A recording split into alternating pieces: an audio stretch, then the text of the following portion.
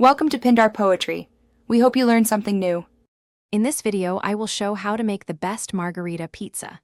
Preheat your oven to its highest setting and place a pizza stone or steel to heat for at least 45 minutes.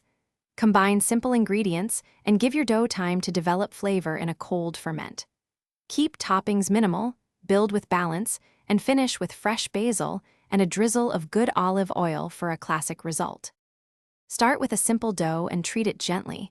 Use room temperature water for quicker proof or cold fridge for slow fermentation. Measure ingredients precisely and fold to develop gluten rather than overkneading.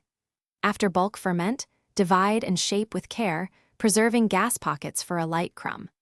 Let dough relax before stretching and avoid using a rolling pin to maintain that puff at the edge. Make a simple uncooked sauce from crushed tomatoes and a touch of salt to keep brightness in each bite.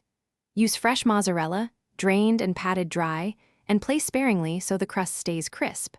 Slide the pizza onto a super hot stone or steel and bake until the crust blisters and char forms in spots. Finish with torn basil and a light drizzle of olive oil for aroma and balance. Thanks for watching. Consider subscribing if we helped you.